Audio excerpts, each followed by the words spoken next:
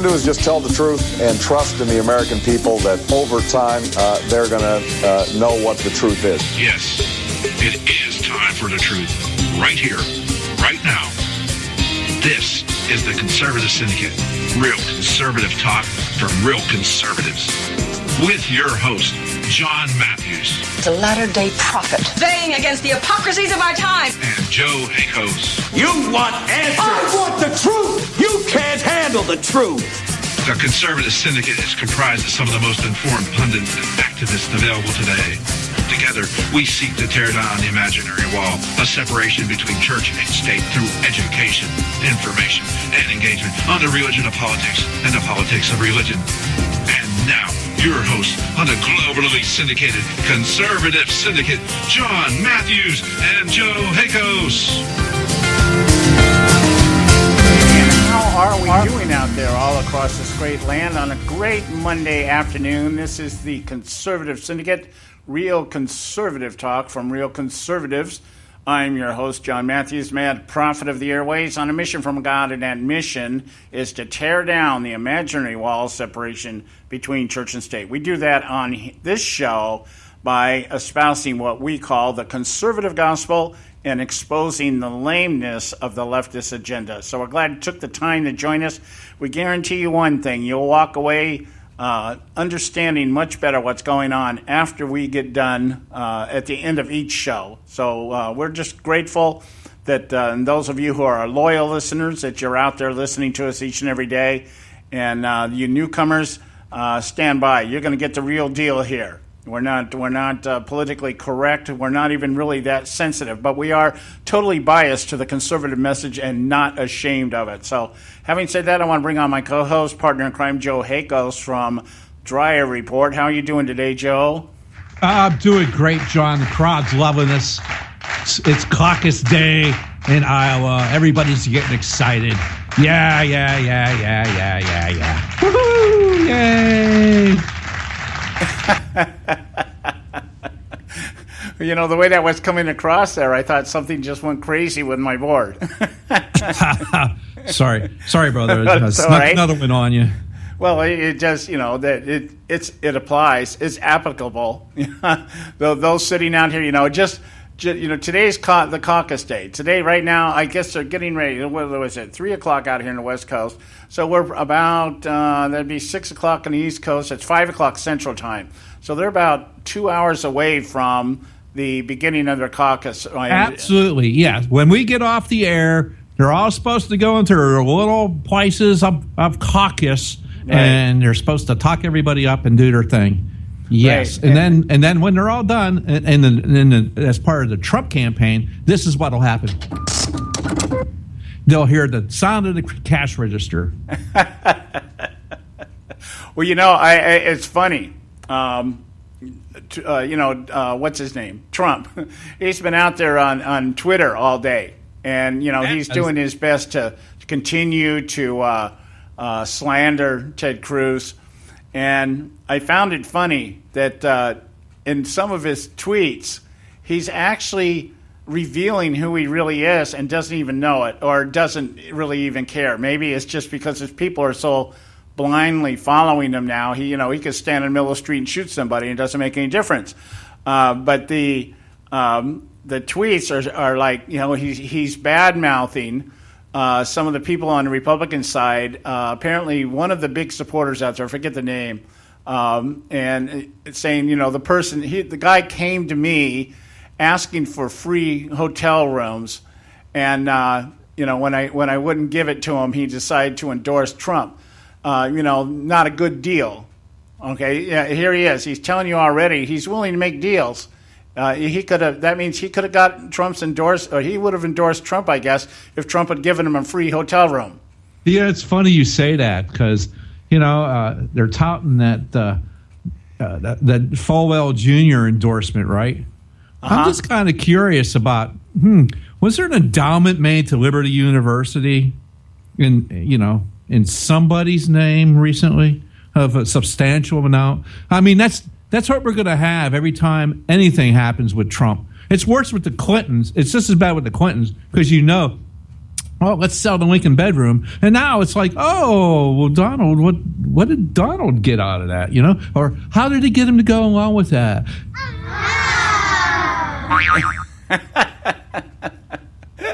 Yeah, that's what it is. That's what it is. I had a very interesting, let me relay this in the time we have today. I think I told Joe about this earlier over the weekend.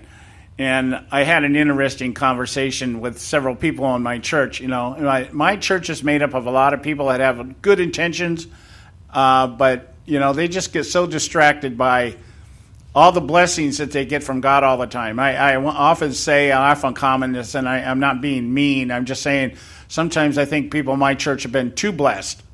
And because of that, they just have a tendency to not really pay attention to the things that are going to affect their lives down the road here, especially their children's lives. We have a lot of young people who are just now starting families. And, you know, the age bracket of their kids is between 6 months and 7 years, you know. And we talk about things like public education and stuff like that. And so this guy, one of the guys comes up to me. He's just announced they're going to have their third child.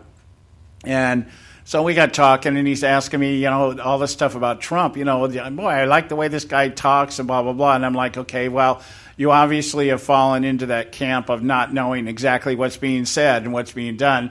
So we spent our time talking about that, and I'm trying to educate him on the fact that you got to understand that this guy is the consummate deal maker. And so if that's going to be the premise of everything he does, then does not mean that we're going to have nothing other than what we have in there right now. And that is this a tendency to want to make deals. The only difference might be is because they're not behind closed doors, and Trump will come out and insult him if he doesn't get what he wants. Yeah, but that's going to be the thing. If you don't give him what he wants, what's he going to do? He's going to stop there. He got POTUS tweets out, I hate this guy, he sucks. Netanyahu sucks because he won't listen to me because the Palestinians are bombing the living crap out of him with their people. Oh, Netanyahu sucks. At POTUS. Yeah. But come on, man. What? Really? Yeah. So, you know, that's what you're going to get. You know, and then his counter to me was, well, even if he's a deal maker, then maybe we'll at least get deals that work in our favor. And I'm like, no, you're going to get deals that work in Donald Trump's favor.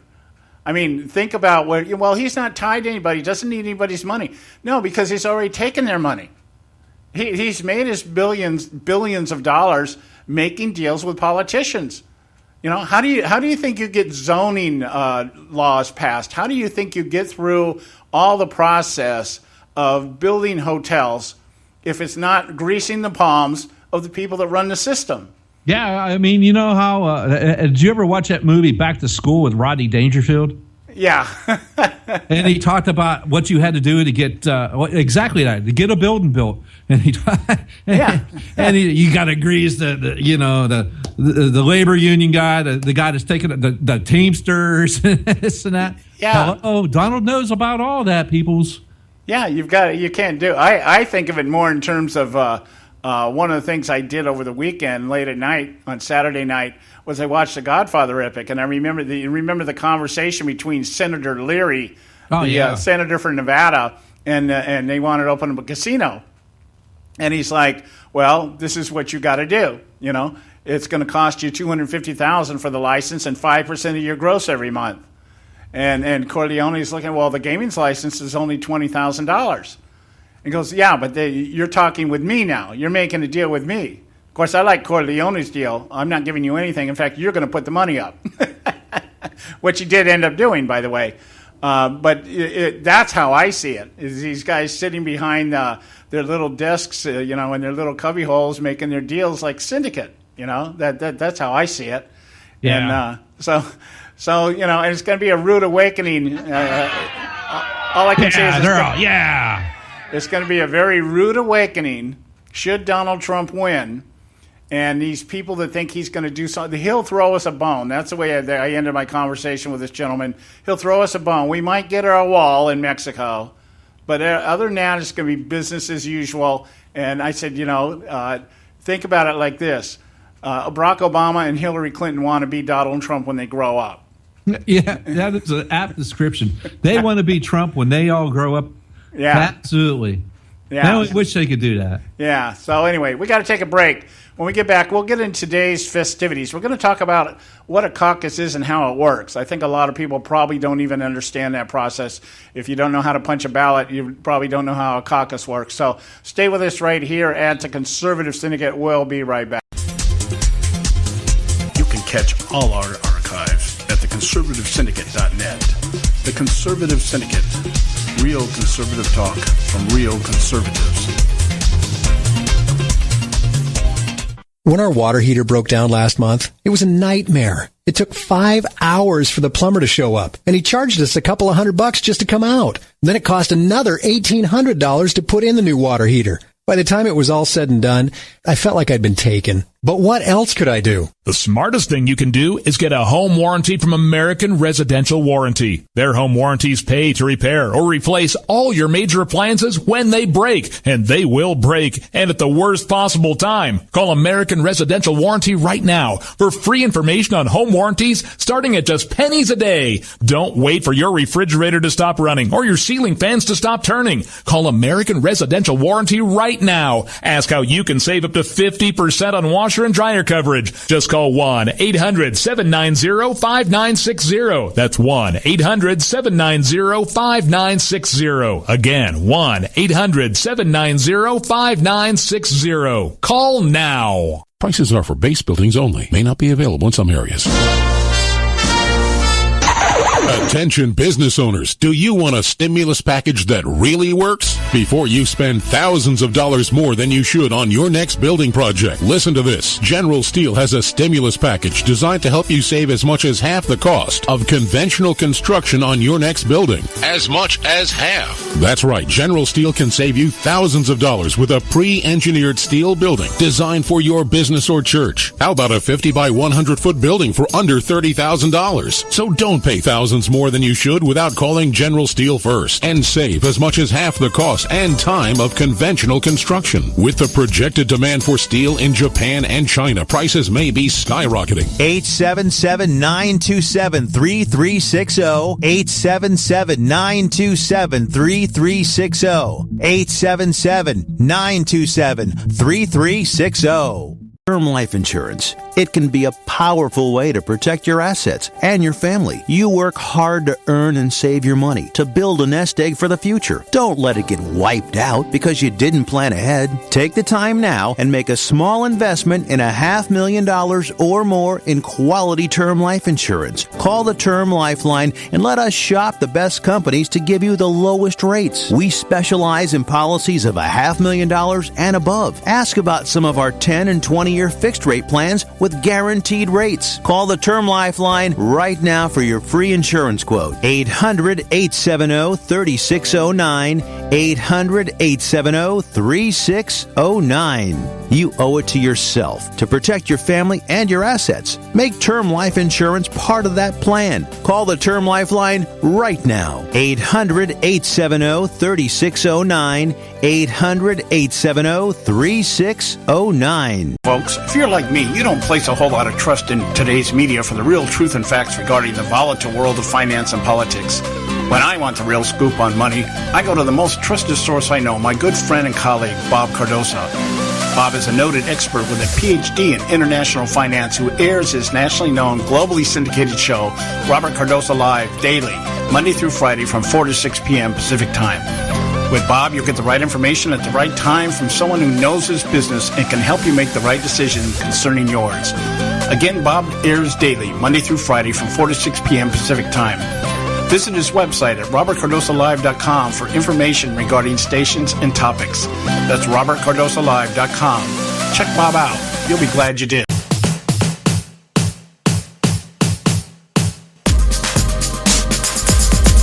Welcome back. You're listening to the Conservative Syndicate, real conservative talk from real conservatives. I'm your host, John Matthews, along with Joe Hakos, my co-host from Dryer Report.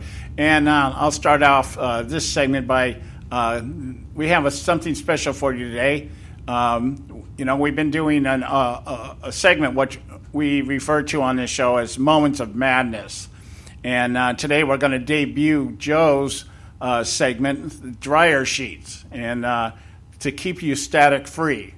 I love that. Yeah, you must remain static free. So we're going to debut Joe's segment. It's a little five, almost 6 minute segment today called or referred to as the dryer sheet, and we're going to be rotating these things in and out because we have our, we share a lot of views alike, but we have a different way of presenting it. And so we're going to be doing that today. We'll be talking with Bob Cardosa at the bottom of the hour here from Robert Cardosa Live and see what's on his plate. I'm sure he's going to want to talk about the caucus. And that's why I wanted to open the show today, talking about the caucuses and how they operate. Today is the Iowa caucus, the first caucus of what will eventually go through all of the states, terminating, I think it's the end of the first week of June, maybe mid-June, somewhere in there. And by then, they will know pretty much who they are going to, who's supposed to be nominated. Let's put it that way. We're not really sure how it's going to... Usually by then, those votes won't really matter. Yeah. What it may come down to is we're going through a lengthy process that's going to do nothing but give us a bunch of stuff to talk about and have it all go up in smoke come June. Because the establishment on both sides don't like the outcome for one reason or another. Oh, which is crazy. It could happen. It could happen. And I think more probable, given the circumstances right now, than not probable. I mean, we just half-heartedly entertained this idea about the middle of last year, just kind of floating it out there.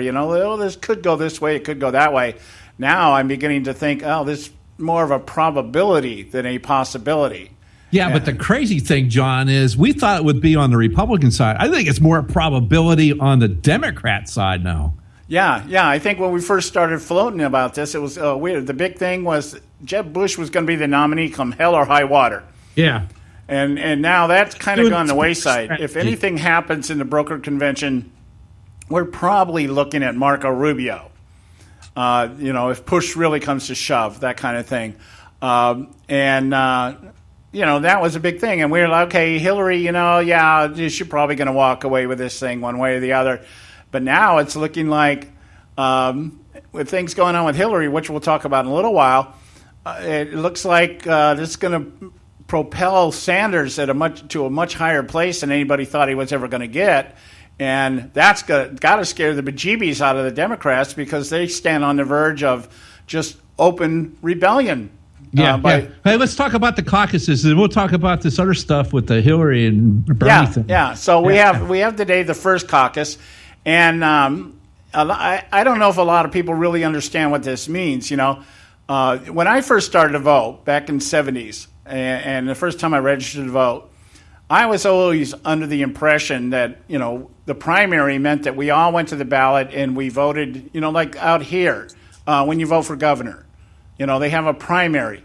You have the, 8 or 9 people in your party that are going to run, and you have a primary election. Everybody goes and votes, and then the person that wins that election is the one that runs against the other side. But caucuses aren't set up that way, and that's how the presidential elections are figured in terms of nominations. So when we talk about Iowa, we're going to talk about Iowa as the example because they're the guys in the crosshairs today. They're the ones that everybody's watching. So a caucus is basically a gathering of Republicans and Democrats in each of in Iowa's case, 1,681 precincts. And they gather at high school gyms or churches or whatever it is, some public place where they come together representing their various precincts, and they discuss what candidate is the best, and then they cast their votes. And it's not an actual election because not everybody participates in a caucus. Now, maybe you can clear this up for me, Joe, because I was under the understanding, or have been under the understanding, that in a caucus you are a delegate. And that delegate is somebody that's chosen to be a delegate. Am I right there? Well, you still have to register, John. You can't just show up all of a sudden at the high school gym and participate in this. You have to register to do it. Now, in Iowa, you can register the same day, so you can walk in there, and get registered, and then you can play. Right. So you have to register, so therefore you would have to be a registered voter. Yeah. To be and able you have to pick a side. You have to pick a team. Right, you right. have to pick, I want to play with the Republicans. I want to play with the Democrats. I want to play with the people that hug trees. I want the big spaghetti monster party or whatever it is that they got on their in there that got registered as a bona fide political party in Iowa. The reason I asked that question, just for clarification, outside of first not knowing for sure, but I was reading a piece last week where they were talking, and one of the people that want to vote, they want to be a delegate for Bernie Sanders, and it was an 18-year-old, okay, and he was talking about how ecstatic he was that Bernie Sanders was running. And so he wanted to be a delegate, and it was so typical of how I envision the 18 to 25-year-olds that are just having orgasmic thrills up their legs about Bernie Sanders. Is he said, "Well, I'm not sure I'm going to be a delegate because I'm not sure I registered right." So I'm thinking, well, how typical! You're just balls to the wall, ready to go, but you don't know how to do it. So, you're excited, so that's cool. Yeah, that's fine. That's fine. But anyway, so that's what happens. And what happens is these people either have representatives for the candidates, or the candidates sometimes show up themselves, and they go and they approach these precincts and they talk about why their candidate is the best. And then they cast ballots. And at the end of it, they make a determination as to who won that precinct. Think of it that way, precinct. Yeah. And that's how the Republicans do it. The Democrats do it differently. The Democrats do it through the process of elimination, kind of like American Idol. What you do is you vote, and then top vote getters move on. The rest of them drop out until somebody garners a majority. I think what the majority is here, let's see. I have the number up here in front of me. 15% of the vote, okay? If you don't get at least 15% of the vote in a Democratic caucus, then they bounce you out. So they bounce you out, and then they sit you in a corner, and then they have little kids come over and just laugh at you. and they give you, you get punch and cookies, okay? Whatever goes there, okay?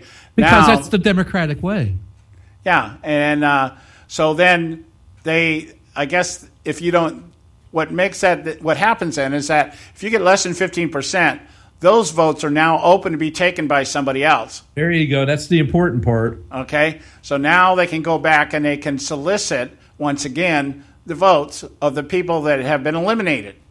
And they continue to do that until they come up with a winner. So it's a little bit different. I equated it to American Idol. It's like you get voted off the show. And then the next, so that limits the number of people is reduced. And then the next week they vote again. I wonder if they actually had a volcano and they could actually throw the guy that didn't get the votes into the volcano and decide that way. Well, that would be interesting. And that way you wouldn't have to worry about him ever coming back either. Yeah. It's like you get one shot at this. If you don't, we throw you to the populist god. Yeah. Okay. So, all right. So the Republicans is a pretty simple process. They just say they all come together. They throw a secret ballot, and then they're tallied statewide. Each precinct kicks in. And at the end, the person with the most votes wins. Now, I don't know if they have a minimum. Do you have to get 50% of the vote or not, or do you just have to have the majority? I think I think it's a majority because, and now they're going to. The last time I think they had a whole precincts or votes lost the last time. It took them a while. They declared Romney the winner the last time, and then it was actually Santorum won. It was like a week later or something. He declared a victory for him. But what we had, so they supposedly took care of that, and you wanted to dog Florida out with Chads. Well, then now we do have to mention that the idea here is okay.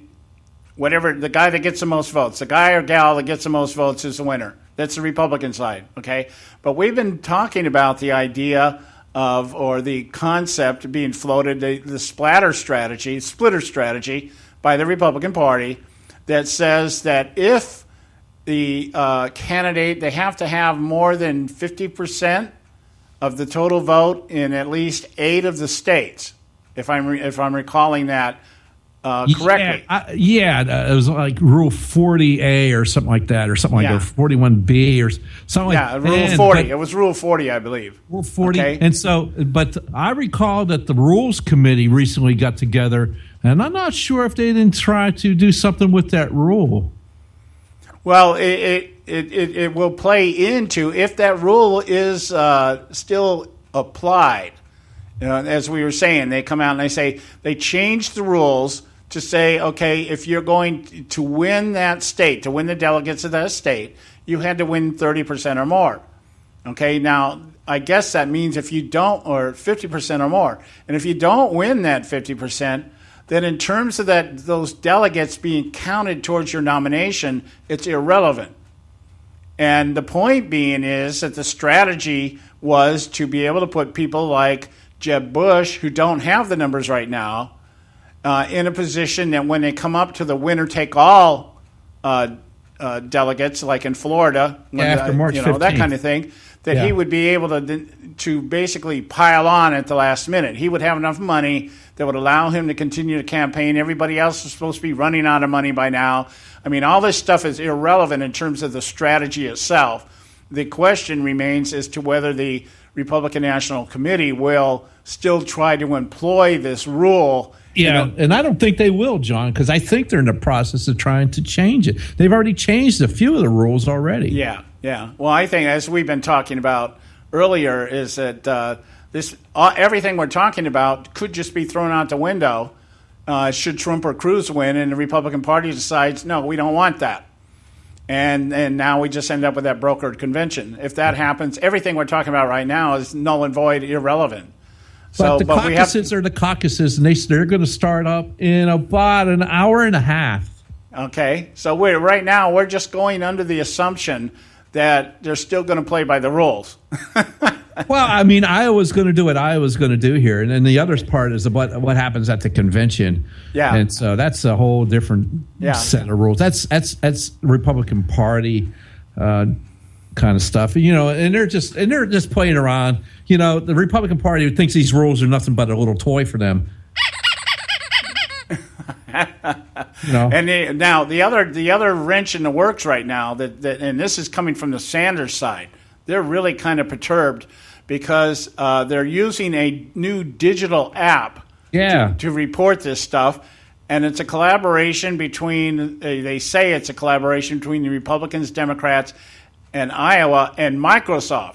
Yeah. So what's the big deal, Bernie? Yeah, I mean, the last election, Google gave up server farms for the whole Democratic Party. Well, Bernie's a little bit perturbed data because the corporation that he hates so much and wants to demonize, Microsoft, has given a lot of money to the Clinton campaign. So my goodness, he says there's unfair campaign stuff going on, Bernie. No way, buddy. Yeah. So, but you would think my response to Bernie at this point would be, "Hey, suck it up, sissy pants." Because you're the guys that don't want voter ID. Yeah, you're the guy that says that the state should freaking make sure you're registered to vote. So what could go wrong there, Bernie? Yeah. What's the big deal? If you're being forced to register and you don't want voter ID, why are you worried about voter fraud? Yeah. I thought it didn't exist. I thought voter fraud didn't exist. I thought it was a concocted scandal by the Republicans to disenfranchise minorities. Absolutely. So, what's the big deal? You can't have it both ways, Bernie. What do you hear from Bernie? Did you ever hear anything from Bernie? I don't think so. You know what you hear from Bernie?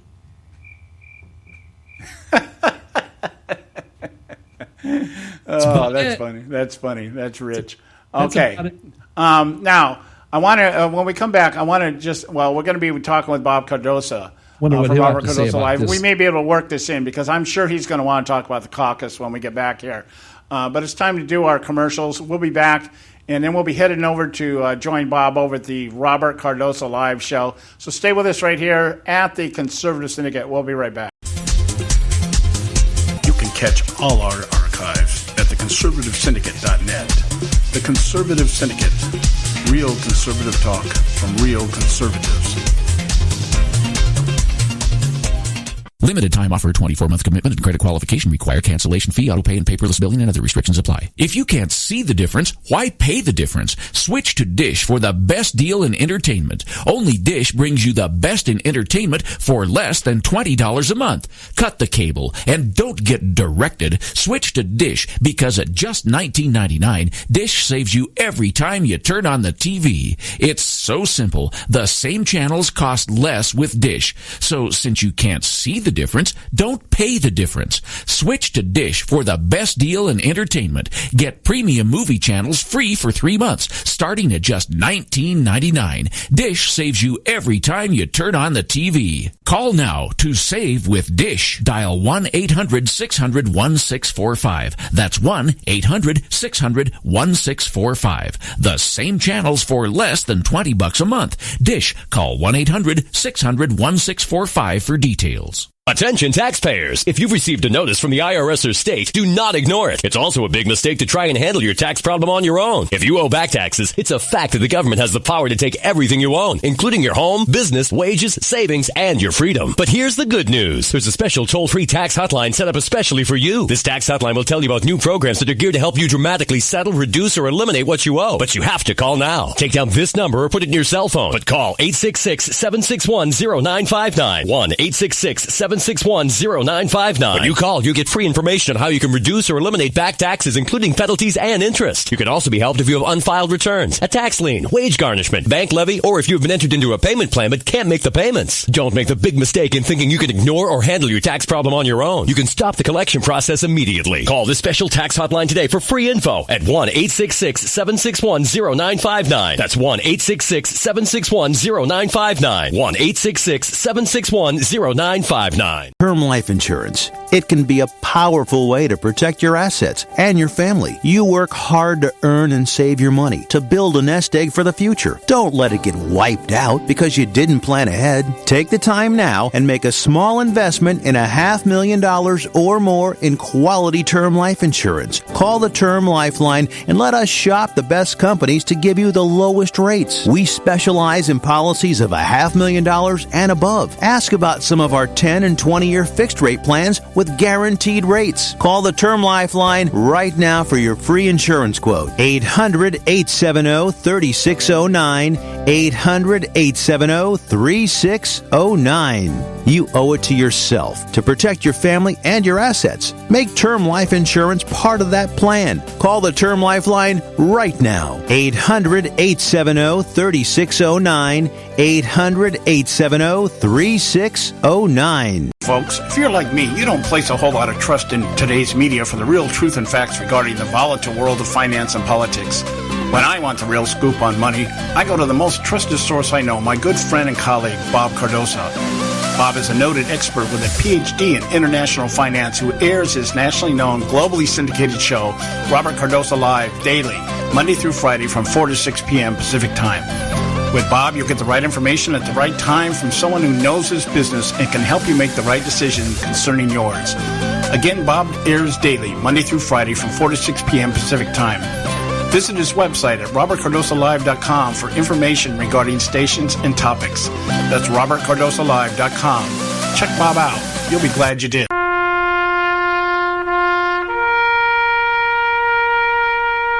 Read something recently worth thinking about.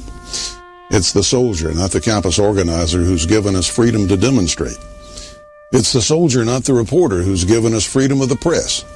It's the soldier, not the poet, who's given us freedom of speech. It's the soldier who serves under the flag, who defends the protesters' right to burn the flag. Isn't it time now to demonstrate that we support our troops? Were it not for the brave, there'd be no land of the free. Fred Thompson's message was brought to you by citizensunited.org.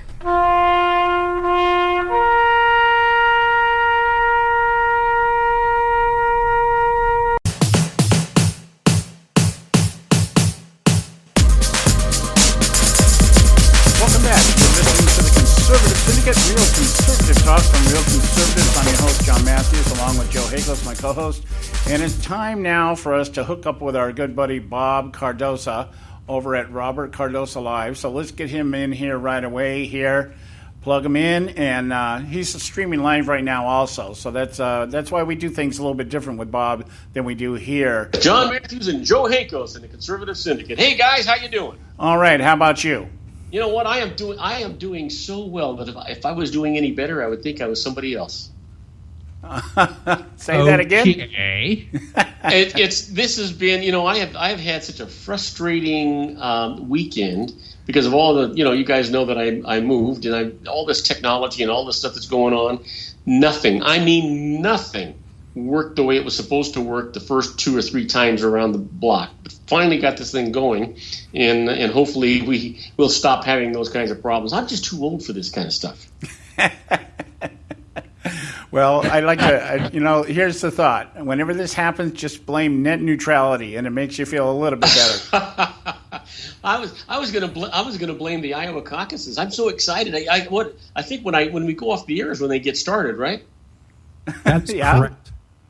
I'm really excited to see what's going to happen with this thing because everybody's up in the air. Nobody really knows what's going to go on. All these so-called pundits and political experts and things. None of them have a crystal ball anywhere near as good as yours or mine, or better anyway. And so time is going to see. We'll see what's going to happen here. I think that.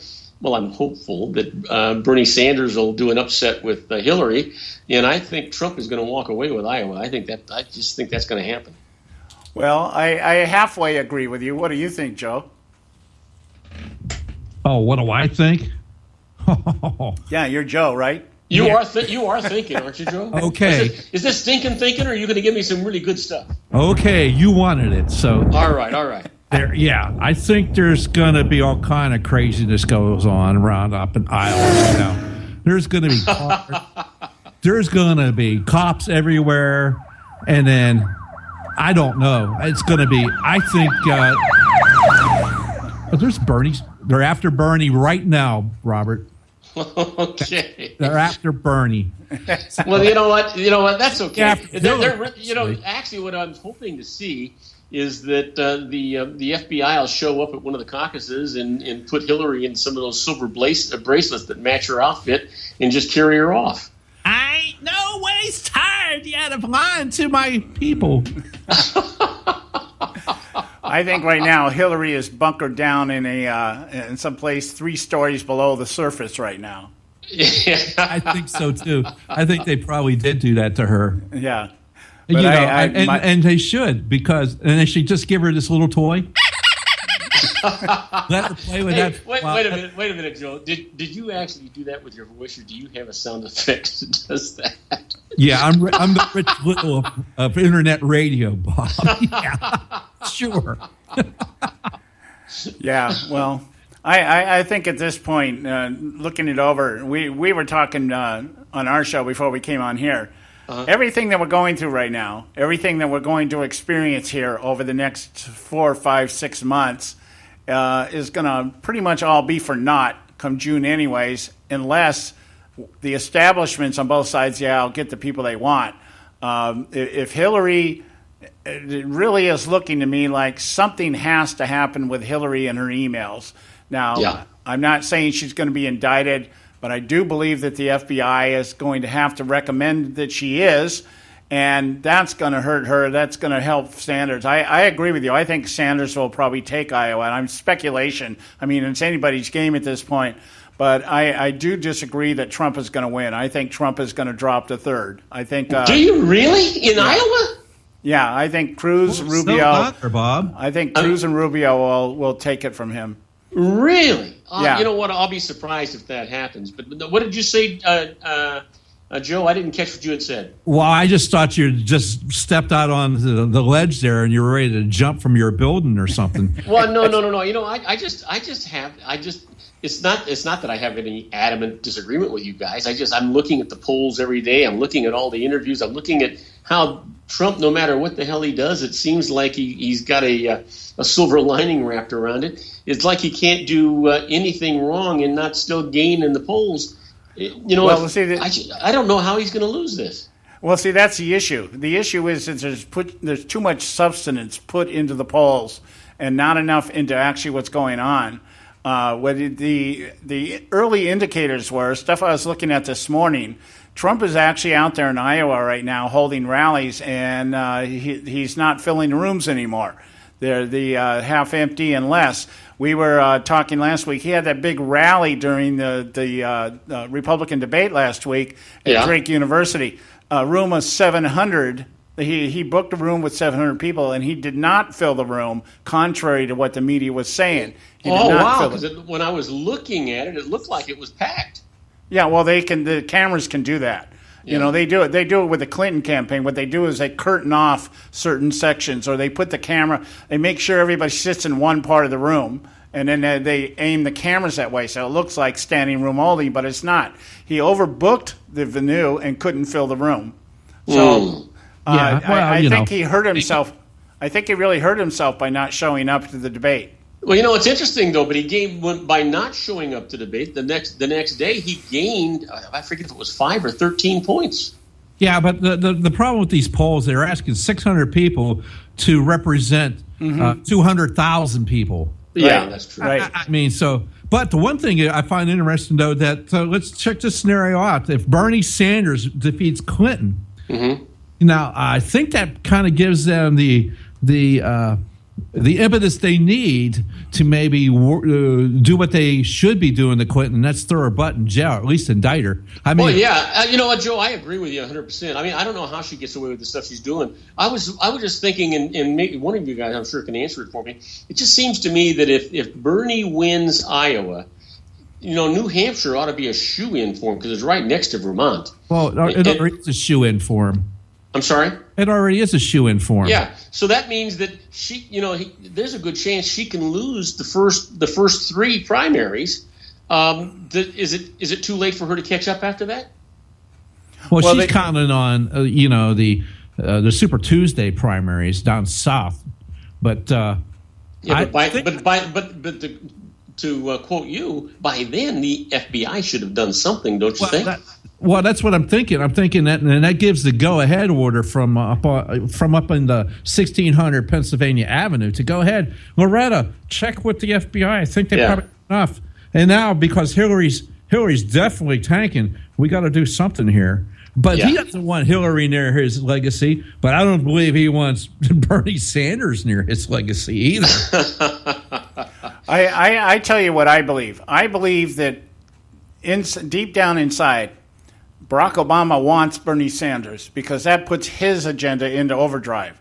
That puts let's just go full-blown socialist. That's what Obama's wanted from the get-go. So I think secretly, I think, you know, they'd rather... Yeah, but you know what, Joe? John? But even if you could say that same thing about Trump. You know, a lot of the things that Trump believes in are supportive of what Obama has done. I wonder where we heard that before. Oh, my goodness. Yeah. Well, and then you look at it from the other side, from the Republican side, I think they would rather have Trump than Cruz.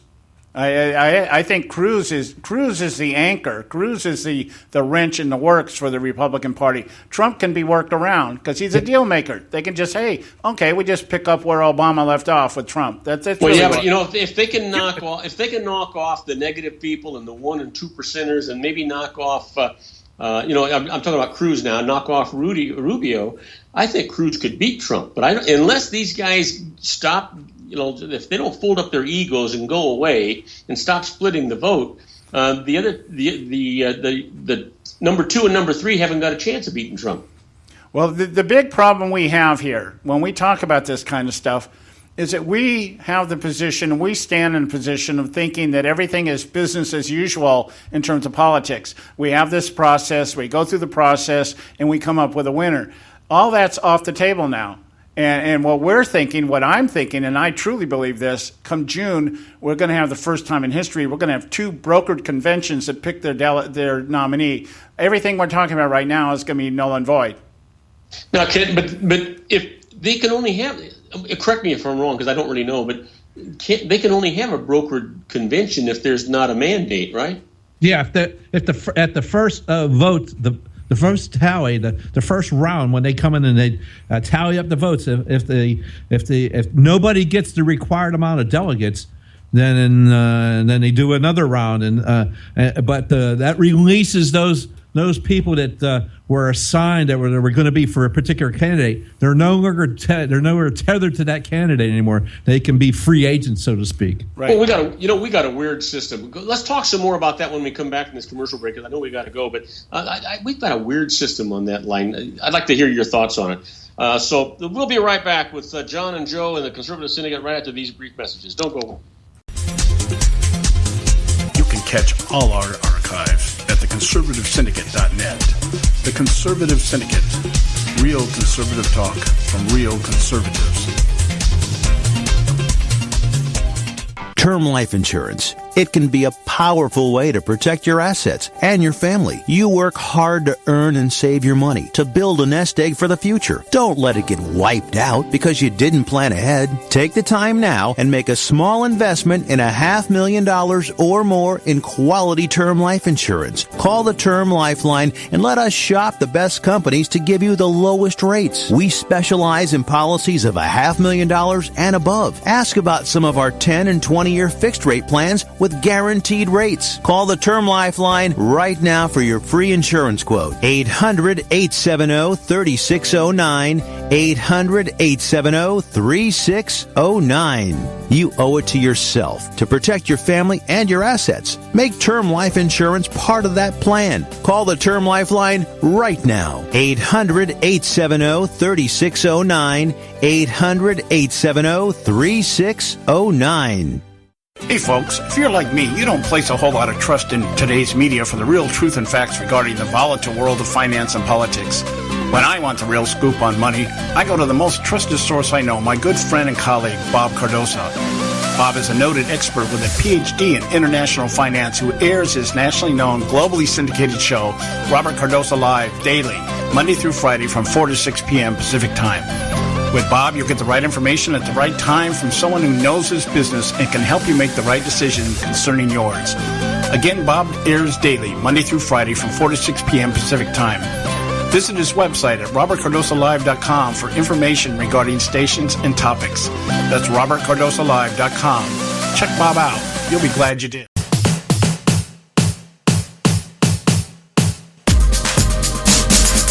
And welcome back. This is the Conservative Syndicate, real conservative talk from real conservatives. I'm your host, John Matthews, along with Joe Hickles from Dreyer Report, my co-host and partner in crime. We're going to hook back up here with Bob and finish up our segment with him. We are guests today on his show, and then he comes on our show on Friday. So let's get him back on the line here, and we'll finish up with what he wants to talk about here.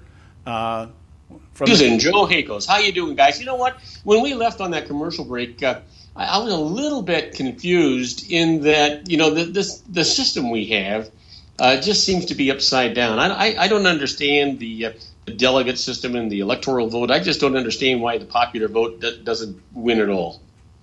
Well, I think the intention is, the design originally was, just like the Electoral College, is not to give one, let's say a precinct that has a larger population than maybe some of the outlying towns, urban versus rural kind of thing. Mm-hmm. And I think that's kind of where the concept came of, is some kind of check and balance. And but what we're seeing here to some degree, I think, when we talk about the Electoral College, and then that kind of relates to the idea of delegates, number of delegates per precinct kind of thing, population versus delegates, is that some of the, you look at like California and New York, that the population is so large that the Electoral College is now an advantage. You put the Democrat out there, if they have California and New York, they've got almost, over a third of what they need to be elected. And so and now they're talking about the possibility, the trends are showing that even maybe Texas is on the verge of turning blue. If that happens, hey, you win 3 states. When you look at the breakdown of 2012 election between Barack Obama and Mitt Romney, Obama actually only took about a third of the states that were out there and still won the election because they were the larger states in terms of population. So Electoral College is played into that. So of course, the argument now is, do we do away with electoral college and just go by popular vote? I don't know that it would solve the problem. And why couldn't you have, if you have 50 states, why couldn't you just have, one vote for each state, and have the majority of the population of the voters of that state decide where that one vote's going to go? Well, it would make sense. I sometimes have entertained the idea of myself. Maybe we need to do that in the House of Representatives. That we don't base the number of representatives on the population. But I'm not in a position. I think at this point in time, I never considered myself in a position to doubt what the founding fathers were trying to accomplish when they set the system up. So I'm kind of like, well, let's stick with it, because I don't know of any combination of things that would make it any better. And it's not. I'm not faulting the founding fathers, because I think they had an insight that was unbelievable. It just seems to me that the system that we have now, guys, can be manipulated so many different ways that we don't really get a fair shake. No matter the people don't get a fair shake, no matter what's going on. The politicians themselves are running what's going on. Well, that I think that it has mainly to do with the record. The record that we keep playing over and over here at our show at the Conservative Syndicate. The reason it is out of balance and the reason it's out of whack is because we, the electorate, have allowed it to become that way.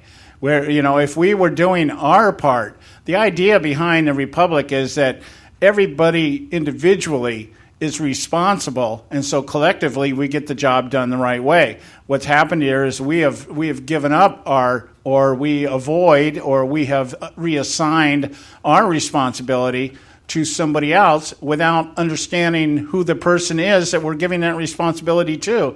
So what we're doing is sitting here saying, I'm going to trust you to do the job that I'm hiring you to do without ever having interviewed the person. Well, you know what? And you and I have said this many times. Why on earth should we trust somebody who has proven themselves to be untrustful over the years, and we keep putting them back in Washington, D.C.? This doesn't make any sense at all. Well, again, I'm starting to refer to it. I think John Gruber was onto something when he said, you look at the stupidity of the American voter. It's hard for me as an American to look at other Americans and say, you know what, you're a bleeping idiot. But that seems to be what it is that when people don't want to take upon themselves the responsibility of figuring out who it is they're voting for, we just vote for somebody. That's what the Trump phenomenon is that the guy put an R after his name after years of being a liberal, put an R after his name, and everybody said, oh, he must be a Republican now. Well, yeah, but that's the same thing Sanders did. He, after being a socialist for so long and an independent for so long, he's still not a registered Democrat, but he's running as a Democrat. But he never denied. Bernie Sanders has never denied who he is. That's true. That's absolutely true. It's funny you say that. I heard that argument today on the radio, and a guy was like explaining Bernie Sanders has as a voting bloc has voted with the Democrats probably more than Tom DeLay, the guy that's run ahead of the Democratic Party, the DNC. So he's probably more a Democrat than the actual Democrats. Yeah. Well, it's certainly one thing if you were to define Bernie Sanders and his political affiliations. It would probably come down as a Democrat, because John has said so many times, what is the definition of a Democrat? What's the difference between a Democrat and a socialist? And you can't tell the difference. And that's the reason why it's scaring the Democratic Party so bad, because they truly don't want to admit it themselves. They look in the mirror and they go, I'm tired of seeing Bernie Sanders in my mirror when I look at myself. Yeah. Yeah, I would take, Joe just said something here, and I would look at it from the opposite perspective. I would say it like this. Bernie Sanders is not more Democrat than the Democrats. The Democrats are just not as socialist as Bernie Sanders. Yeah, I wonder when it comes right down to it. You know what?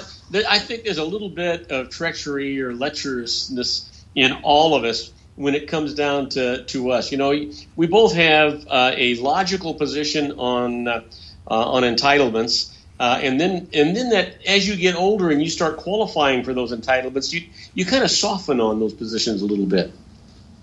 Well, I don't know. What do you think of that, Joe? I don't think. I I think Joe, let me just come right out and say it. I'm on Social Security. I get a lot of money from Social Security. I don't want to lose it. Is that an entitlement? Well, no, they call it an entitlement. Thank you. There you go. But I'm entitled to it. I paid for it. Well, you were forced to.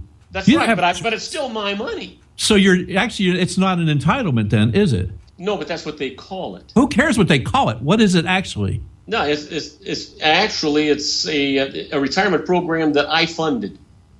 Okay, well, here's where again we get into the confusion of government intervention. Social Security was designed, and for all intents and purposes, is an entitlement because we pay into it. But all the other stuff that's out there that is called entitlement are not entitlements. They're dependent-based programs. It's redistribution of wealth. So when you say to somebody, they call welfare an entitlement program. No, welfare is not an entitlement program. It's a redistribution program. You're right, and I can see the distinction, John, when you say it that way, because you actually make really, really good sense there. Yeah, so if we say, okay, Social Security, the problem with Social Security is that it's in debt. It's on the verge of bankruptcy itself because people are living longer. We're drawing, I go on Social Security this year, and so I got my statement. And the amount of money that I put into Social Security, if I only live to spend that money, I'll be dead this time next year. Okay, so if I live another 20 years, I'm going to pull in 5 to 6, 20 times more than what I actually put into the Social Security fund. So that's kind of like, that's like an insurance fund of some sort where you're going to get dividends and a return on your investment kind of thing. But one day we ought to actually talk about this on the show because it's actually very much more intricate than that. And the reason that Social Security is in trouble is twofold. One, Congress keeps borrowing money from it and don't even pay the interest on it, which has got us in trouble. Right. The other is all the baby boomers are now qualifying for Social Security, and we don't have that many people that are in the working force to pay for it anymore. It's sort of like a Bernie Madoff scam. Yeah, it's a Ponzi scheme. Yeah, because what we're doing now is they want to take all of our earnings now to put these kids through college so that they become public dependents. And in the process, the money that normally would go into a retirement fund isn't going to go there. So what it really comes down to in the nutshell is using these types of systems not to benefit Americans, but to make everybody dependent in one degree and another in government. Then who's going to bite the hand that feeds them? Absolutely. Oh, so look, I'm looking at the clock, and if you've got the same clock I've got, it looks like we're out of time. Yeah, we're out of time here on our side. Also, I appreciate you having us on the show.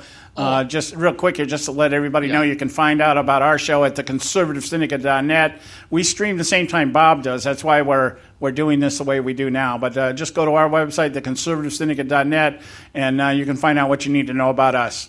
Hey, terrific show, guys. I look forward to talking to you on Friday. Okay, take care. All right, guys. All right, guys, take care. All right, time now for the Edwards Notebook. We'll pay some bills, and then we'll be back right here at the Conservative Syndicate. Don't go away. One of the major roles of government is to protect us from enemies both foreign and domestic. But now we need protection from federal government decisions. Hello, I'm Ron Edwards. On today's page from the Edwards Notebook, the Obama administration has positioned itself as a detriment to U.S. sovereignty and the physical safety of we the people. On one hand, despite a preponderance of evidence to the contrary, Obama has blamed gun ownership as a reason why people ranging from Muslims, illegal immigrants, and street thugs seek to kill or rob unarmed sovereign citizens. The president and other gun grabbers also ignore the fact that very few crimes against humanity are committed by law-abiding gun owners. To add insult to injury, Mr. Obama is trying to close Gitmo and has been releasing Islamic terrorists, most of whom go right back to their murderous ways of blowing up people, beheading others, abusing women and animals, as if that's not enough. And the nice Muslim and the bad Muslim and the good Muslim and the middle Muslim and the high Muslim and the low Muslim and the Islam. I'm sick of it all! Obama's fixation on fundamentally changing America with legions of illegal immigrants crossing into our republic poses yet another clear and present danger to America. I'm Ron Edwards. Blowing away the myths and revealing the truth. You can continue to blow away the myths with Ron Edwards on Facebook, Twitter, and theronedwards.com. You can catch all our archives at theconservativesyndicate.net. The Conservative Syndicate. Real conservative talk from real conservatives.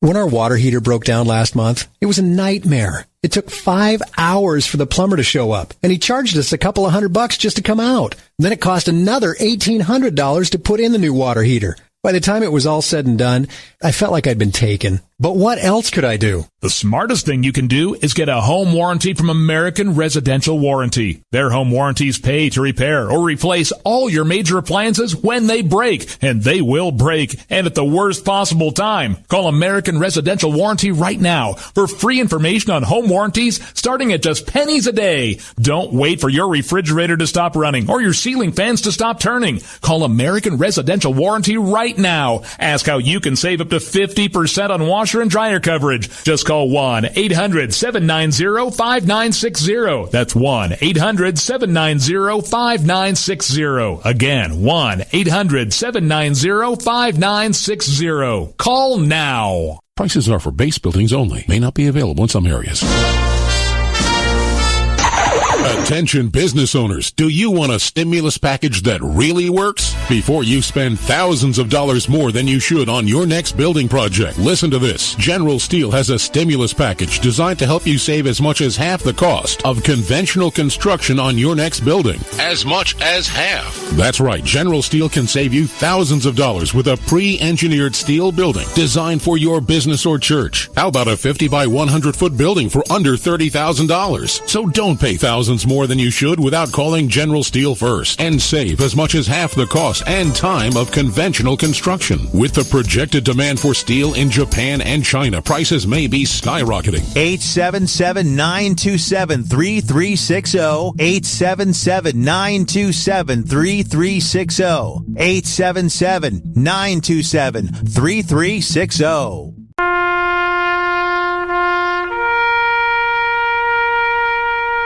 Read something recently worth thinking about. It's the soldier, not the campus organizer, who's given us freedom to demonstrate. It's the soldier, not the reporter, who's given us freedom of the press. It's the soldier, not the poet, who's given us freedom of speech. It's the soldier who serves under the flag, who defends the protesters' right to burn the flag. Isn't it time now to demonstrate that we support our troops? Were it not for the brave, there'd be no land of the free. Fred Thompson's message was brought to you by citizensunited.org.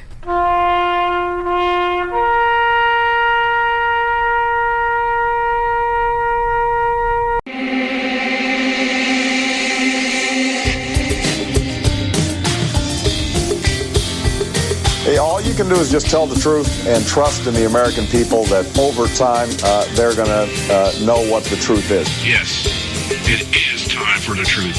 Right here. Right now, this is the Conservative Syndicate, real conservative talk from real conservatives. With your host, John Matthews. The latter-day prophet. Baying against the hypocrisies of our time. And Joe Hakos. You want answers. I want the truth. You can't handle the truth. The Conservative Syndicate is comprised of some of the most informed pundits and activists available today. Together, we seek to tear down the imaginary wall, a separation between church and state through education, information, and engagement on the religion of politics and the politics of religion. And now, your hosts on the globally syndicated Conservative Syndicate, John Matthews and Joe Hakos. Hey, we're back. Hour 2, and you're listening to the Conservative Syndicate, real conservative talk from real conservatives. I am your host, John Matthews, along with Joe Hakos from Trial Report, my co-host and partner in crime. And we were talking about, before we went on our segment with Bob Cardoso at the Robert Cardoso Live Show, we were talking about the caucus out here in Iowa that's taking place today. And we just thought it noteworthy to take a moment or a couple moments or a few moments and talk about how these caucuses work. Because a lot of people happen to think that it's about... it's like a regular election, and it's not in that sense because not everybody votes. Not everybody has the ability to go in and say, hey, this is the guy I want. You register to become a caucus delegate, and then in whatever precinct you're in, they gather together and they either listen to representatives from the candidates or the candidates themselves, or they discuss amongst themselves who to vote for. In the Republican side, they basically do a secret ballot, and the person that wins gets a majority, gets that precinct. Then it's all tallied together at the end, and the delegates are then designated to whoever won the most of them. Yeah. On the Democrat side, it's different. What they do is they hold tallies. Like I said, I use comparison American Idol. You get voted off by not getting 15% or more, and then they revote. They recast those ballots until the collective delegates are then assigned to a candidate. And we were talking about the idea that, well, one of the things that seems to be upsetting the Sanders camp right now, the ideological side here that doesn't believe in voter fraud, all of a sudden has a big concern about voter fraud because they're going to be using an app designed by Microsoft to tally the totals, and Microsoft is a big Hillary Clinton supporter. So they're kind of like, oh, now we have to worry about voter fraud, okay, because the corporations are involved, that kind of thing. Not the activists out there, not the kids in the Bernie Sanders camp going around collecting ballots from the trash cans of students who no longer attend the universities, things like that. Yeah, he doesn't have the new Black Panther Party standing in front of the locations with their clubs or nothing either, Yeah. So that's where we left off at. Now, I want to get back here as to who can actually be a delegate in the caucus. In Iowa, anybody that can register, or anyone registered to vote. I guess we should clarify that, because now it's not really an issue about whether you're a legal voter; it's whether you can vote. Let's make that determination. I'm being sarcastic there, but it's supposed to be anybody 18. You have to turn 18 before the election, the actual election. And that's any Iowan who is registered to vote and will turn 18 before the election can register as either a Democrat or Republican and participate in that party's caucus. Independents must re-register as either a Democrat or Republican in order to participate. So independents, I guess, unless you're registered as a Democrat or Republican, you cannot partake in the caucus, which that in and of itself is, I think, could be a real factor. Don't you think, Joe? Yeah. Oh, boo-hoo. Oh, you want to ride the fence? No, you're going to have to pick a side. Oh, get the splinters out of your butt. Yeah, you can't walk the fence here. You've got to make a determination. Of course, independents are good at that anyways. I don't see why they'd have a problem with that. Yeah, I think their underwear's full of splinters. Go for it. Yeah, they're the ones that they can always just say, "Well, I'm really an independent."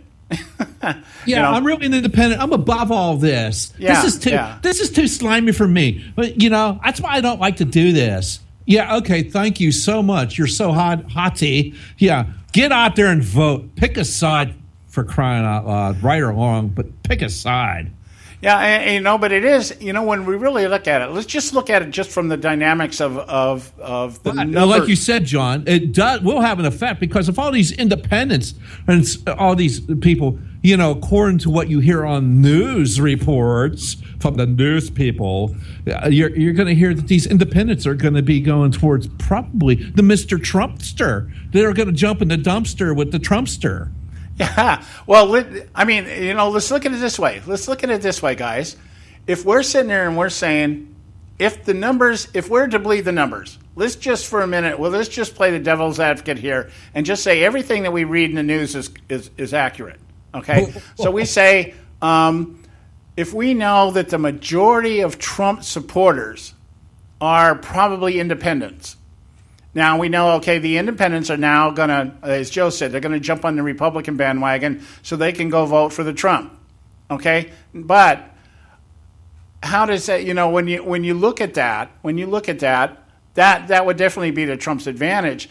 But the thing that keeps sticking in my craw is that if the dynamics or the numbers that we keep hearing about in terms of actual party affiliation, yes, independents make up the largest portion of the electorate now.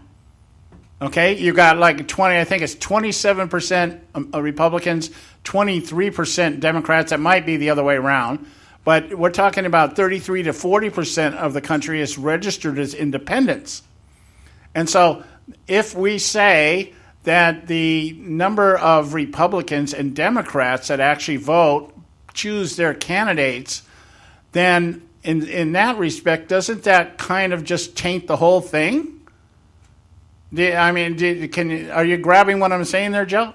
I know what you're saying. I'm trying to pull up on my wonderful phone something I pulled up today. We're talking about registration, and according to the Secretary of State in Iowa. Yeah, Secretary of State in Iowa. There are about 121,503 caucus goers in 2012. All right. But Iowa caucus registration, the Democrats, now this is from January the 4th to today. All right. Mm-hmm. This is today. This is recent caucus registration. The Democrats plus 2,724, Republicans plus 3,651. No parties, 293. Others, 52. There's a total plus here, total gain of 6,720 voters, quote unquote. Now, the no party and other probably, especially the no party, is like that's almost 300 are kind of useless. But the Republicans' new registrations, 3,600 to the Democrats, 2,700. Okay. Just saying. Yeah. So I guess what I'm driving at is... That's in the last month. Yeah. If the independents have to register as a Republican because they want Trump, okay? Yes. Now, when we get to the general election... Oh, okay. Yeah. Uh-huh. Okay? What does that do in terms of the dynamics of the swing vote that comes out of the independent side? Oh, I don't know. Now, do they stay that I way? guess what I'm getting at is now you independents can't hide anymore behind your quote-unquote nonpartisan standing. You're actually Republicans. You're independents in name only. So what do we call those? INOs? Whatever. You're an INO. You're an independent in name only. I call them as they would in the revolutionary times. Okay. My point is that this exposes independents as what they really are. You're not nonpartisan. You're not apolitical. You actually have an ideology that you adhere to. You just don't want to admit it. Oh, well, okay, fine, John. Okay, If you want to I be guess that's mean to them. the short fix there. Anyway, we got to go to break. This is our short segment. When we come back, we'll continue talking about the Iowa caucus and what they are or what they are not. Stay with us right here at the Conservative Syndicate. We'll be right back. You can catch all our archives at theconservativesyndicate.net. The Conservative Syndicate. Real conservative talk from real conservatives. Limited time offer, 24-month commitment and credit qualification require cancellation fee, auto pay, and paperless billing and other restrictions apply. If you can't see the difference, why pay the difference? Switch to Dish for the best deal in entertainment. Only Dish brings you the best in entertainment for less than $20 a month. Cut the cable and don't get directed. Switch to Dish because at just $19.99, Dish saves you every time you turn on the TV. It's so simple. The same channels cost less with Dish. So since you can't see the difference, don't pay the difference. Switch to Dish for the best deal in entertainment. Get premium movie channels free for 3 months, starting at just $19.99. Dish saves you every time you turn on the TV. Call now to save with Dish. Dial 1-800-600-1645. That's 1-800-600-1645. The same channels for less than $20 a month. Dish. Call 1-800-600-1645 for details. Attention taxpayers! If you've received a notice from the IRS or state, do not ignore it. It's also a big mistake to try and handle your tax problem on your own. If you owe back taxes, it's a fact that the government has the power to take everything you own, including your home, business, wages, savings, and your freedom. But here's the good news. There's a special toll-free tax hotline set up especially for you. This tax hotline will tell you about new programs that are geared to help you dramatically settle, reduce, or eliminate what you owe. But you have to call now. Take down this number or put it in your cell phone. But call 866-761-0959. 1-866-761-0959. 866-761-0959. When you call, you get free information on how you can reduce or eliminate back taxes, including penalties and interest. You can also be helped if you have unfiled returns, a tax lien, wage garnishment, bank levy, or if you've been entered into a payment plan but can't make the payments. Don't make the big mistake in thinking you can ignore or handle your tax problem on your own. You can stop the collection process immediately. Call this special tax hotline today for free info at 1-866-761-0959. That's 1-866-761-0959. 1-866-761-0959. Folks, if you're like me, you don't place a whole lot of trust in today's media for the real truth and facts regarding the volatile world of finance and politics. When I want the real scoop on money, I go to the most trusted source I know, my good friend and colleague, Bob Cardoso. Bob is a noted expert with a PhD in international finance who airs his nationally known, globally syndicated show, Robert Cardoso Live, daily, Monday through Friday from 4 to 6 p.m. Pacific Time. With Bob, you'll get the right information at the right time from someone who knows his business and can help you make the right decision concerning yours. Again, Bob airs daily, Monday through Friday from 4 to 6 p.m. Pacific Time. Visit his website at robertcardosolive.com for information regarding stations and topics. That's robertcardosolive.com. Check Bob out. You'll be glad you did.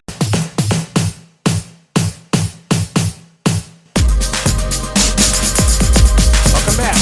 You're listening to the Conservative Syndicate, Real Conservative Talk from Real Conservatives. I'm your host, John Matthews, along with Joe Hakos, and we're talking about the caucus, the how the caucus works. Right now we're talking specifically about the Iowa caucus because that is about now, where are we at? We're about 45 minutes away from the Iowa caucus convening out in Iowa. Am I right? 44 minutes away. Yeah, 44 minutes away. And we were talking about what the makeup is, and specifically in terms of how does one become a delegate for the caucus. And that is you have to be, according to the rules, you have to be 18 by the time the election takes place. That would mean anybody that was registering to become a delegate for the caucus would have had to become 18 by today. You know, if your birthday was on today. What, election today or the election in November? That could be. That could be the election. And I made an assumption that they were talking about you had to be eligible to vote, meaning that you had to be eligible. You had to be a registered voter by the time you stepped in to be a delegate. But that may not be the case. I don't know. It didn't clarify that in the rules that I was reading here. But we were talking about the idea of what we're talking, the split here. The idea that independents, this is an interesting dynamic, that independents cannot register to be a delegate because it's only Republican or Democrat. There is no independent caucus. I don't even know if I'm sure the independents have a candidate, but we don't know who that is. You know, in the 2012 election, there was actually 26 people on the ballot. But we only heard about, the ones that had the most money and the ones that got the most press. But they had a lot of candidates that actually run for president. Just no ability to get their name out there, kind of like Lindsey Graham. Better. Actually, they were better than Lindsey Graham. Probably were much better in terms of being candidates, but absolutely not getting the airtime or the coverage or exposure, that kind of thing. So we're talking about this dynamic of independents having to register. In this case, we would assume, we're making assumptions here, we would assume that they want Donald Trump. And so they would have to register as Republicans. How does that play out when it comes to, well, I guess in general election it wouldn't matter because you can vote for anybody. But if it was like an actual primary, then there would be a problem. So I guess that doesn't really figure into it in the big picture. In the general election, it wouldn't matter what party you're registered with, you can vote for anybody. So I guess that we kind of answered our own question there. But it does, to me, point to the fact that independents are basically hiding behind their apolitical, non-biased, nonpartisan positions. If they want to participate. Now, if they don't want to participate, then they can hold their little shield up and now let's say, given the fact that we're going to have perhaps more Republicans showing up at their caucus than we would Democrats. Again, that's not going to play into whether Bernie Sanders or Hillary Clinton wins. That's between them. But in the big picture, I guess what I'm getting at is in the big picture, what does it tell us? Well, it shows enthusiasm for one. I mean, yeah, right. And obvious, the Republicans are going to be more enthusiastic about voting than the Democrats because, well, that's just the way it always works out any damn way. Because let's face it, there's a Democrat in the White House right now, right? And that just historically, that party that's in office isn't as enthusiastic as the party not in office. Yeah. But that plays into the dynamic I'm looking for. Come general election, are you going to have more Republicans voting, or are you going to have more Democrats? That's where this dynamic actually plays into. Yeah, well, that's really all going to depend on who that candidate is and what that ticket looks like. Right. If the ticket looks like the last two tickets, you're going to have the same BS. Well, let's look at it this way. Let's take it this direction. Let's say, all said and done, Ted Cruz ends up winning the nomination. Okay, and we don't have the brokered convention to knock him out. Okay. All right. Now, will that cause more Republicans to stay home, or will that cause more Republicans? Will the same number or more Republicans go to the polls to beat the Democrat nominee? Will more Democrats stay home, or will that motivate them to put Hillary Clinton or Bernie Sanders in the White House because you've got a Ted Cruz out there now? You got a conservative rather than a populist.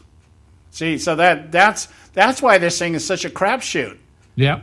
Because how this turns out down the road here, it really is going to the factor. It's all going to be determined by which side gets out the vote and which side stays home. Yeah. Well, you saw what happened the last two times when you had the moderate Republican run against the Democrat. Right. You saw what happened. We had massive Republicans stay away and not vote. Right. So if Republicans say, if they pull the Mitt Romney trick, I'm not going to vote for Romney because he's a Mormon. Okay. So I'm not going to vote for Trump because he sides with abortionists. So I'm not going to vote at all. Well, yeah, exactly. He sides with abortionists. He supported Clinton and all other Democrats throughout the years. He's for single payer health care. What's the difference? Why should I go vote for that? Right. So then what that does is that does that make all his independent people who are actually more inclined to be like him, or the disinfected Democrats who definitely don't want to have Bernie Sanders but see Donald Trump more in line with their values than Bernie Sanders, and so they'll vote for Donald Trump that way. So you get the crossover vote that way. Well, which just goes to show you how much of a Republican is Donald Trump then. Yeah. Well, I mean, I guess the point I'm getting at is that do we give Hillary Clinton the White House or Bernie Sanders, whoever the nominee is? It could be one of those two or somebody else. We don't know how it's going to go, but would it give? I guess if the Republicans pull a Romney thing and say I'm going to stay home, then you have defeated the whole purpose by giving it to the other side, and you're going to have to deal with an abortion-loving president anyway. Yeah, I and I understand it, and I've actually heard that said about Trump. People said, "Well, if he's the guy, I'm just not going to do it." And so it's you're actually right back to where you were with the McCain or Romney. Right. So did we lose the election by lack of voter turnout? And in doing so, we're back to the lesser or the worst of two evils. Okay, maybe this is one of those times where you look at it and go, okay, do I vote for Trump even though I don't like anything about him other than the fact he might throw us a bone and we get that fence down along Mexico? Yeah, exactly. Or because what kind of Supreme Court justices is he going to nominate? He's all for eminent domain and those kind of things, and those things that conservatives certainly don't like. And how the Kehoe decision came from up on high, and Donald's like, well, we need to get some more people like that into the Supreme Court. Yeah, it makes you really wonder: are they going to have to do that? Let's hope it doesn't come to that. Actually, let's truly hope it doesn't come to that. Well, he does. I would have to say at this point, see, Trump has done something here that perhaps he didn't really want to do, but he's had to do. In some respects, he's painted himself in the corner now as a quote-unquote conservative. So but now, he's not. And we know he's not. I understand that. And he's proven that he's not. He just did that this week or this past week when he didn't show up at that debate. Right. But now, in line with what you're just saying here, we're talking about maybe if all we got out of him, if all we got out of Donald Trump, because he's been portraying himself as a conservative, if all we get out of Trump is a wall along the Mexican border and 3 to 4 conservative Supreme Court justices. He's not going to do conservative Supreme Court justices. That's the problem. Well, maybe that. I don't know. I don't know what that. He's when going it comes to to do this. moderate Supreme Court justices. Or they might go this way one time, they might go that way another time. But the majority of the time, they're going to go the same route as Boehner, Ginsburg, and Kagan, and all those guys, and then Kennedy's. Well, the way I see it right now, I think that's the wild card. Yep. If he does win and he does end up in the White House, and he does at least give us some Supreme Court justices that will help us get that majority, that we don't have this 5-4 split on every damn thing that goes on. Yeah, it'll turn out to be 8-1. Yeah, if we can get a 6-3 or a 7-2 or something like that split, then at least we have some way now to perhaps. But if you are counting on Trump to do that, you are really, really reaching for it. Well, I'm not saying I'm counting on him for doing it. I'm saying I'm hoping that because he has played himself. See what Hope and Change got us the last 8 years. Yeah, I mean, I'm not willing to go there. Yeah. I mean, I don't disagree with you, Joe, and that I guess I'm just trying to retain a hopeful outlook that we might get something out of him being in the White House. Something that will work in our favor. Yeah, well, the last 8 years has done to me is just made me cynical of the whole damn thing. And so, wow, the stupidity American voter? Yes, I've seen it. We've lived it for 8 years, for crying out loud. Let's not do it anymore. Yeah, and that, I have to say, the hardest thing I've had to do here in the past few months is to get on this show and talk to the audience out there and refer to perhaps some of them who are listening to our show as stupid. I mean, it's not an easy thing to do when you're attacking the people that are supporting you, or at least listening to your show. And they may not be supporting us. They may be listening to us because they don't support us. Rush Limbaugh has about a third of his audience are people that hate his guts. So, and that's okay. That's fine. But to get on the airways here and to have to talk to people who are listening here and say, you know what, if you think Trump is the answer, if you think Bernie Sanders or Hillary Clinton is the answer, you've really got a brain problem. That's really what it is. You really need to sit back and get some air to your brain and really start looking at what's going on here, because this is a key election. This is absolutely a key election. It's one way or the generational. other. I mean, when you have that many Supreme Court nominees are going to be coming up, 3, possibly 4 Supreme Court nominations coming up, because those people are, look, let's face it, folks, they're not moving too good when they go to the State of the Union address. Right. So, I mean, they're on their last legs. They're going to be leaving soon, and someone's going to have to nominate somebody. So it'd be better if we had somebody that actually would even mention the Constitution once in a while. Mr. Trumpster, the New York City guy, when he made his little declaration that he was going to run, never even mentioned the Constitution once. And I don't think I've ever heard him talk about the Constitution ever. No, I can't remember him saying that. Again, in the same line, I can't remember him ever admitting that he was conservative. He hasn't ever come out and said, I am a conservative. He hasn't had to. Everybody else has done it for him. Yeah.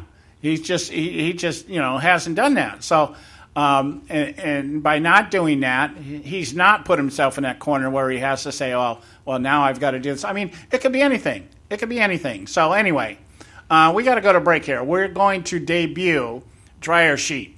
And this is a new segment that Joe is doing, and we're going to give it equal airtime. Normally, I have Moments of Madness, and we're going to rotate these in and out depending on who writes the fastest. It'll be that kind of thing. So anyway, stay with us right here at the Conservative Syndicate. It's time for Dryer Sheet. Hello, humans. Time to open the brain and remove all that static cling. It's time to insert a dryer sheet. Well, 2016 is upon us, and America is in full-blown presidential election mode. And there is one thing that the media says is different this time around, that being Donald Trump.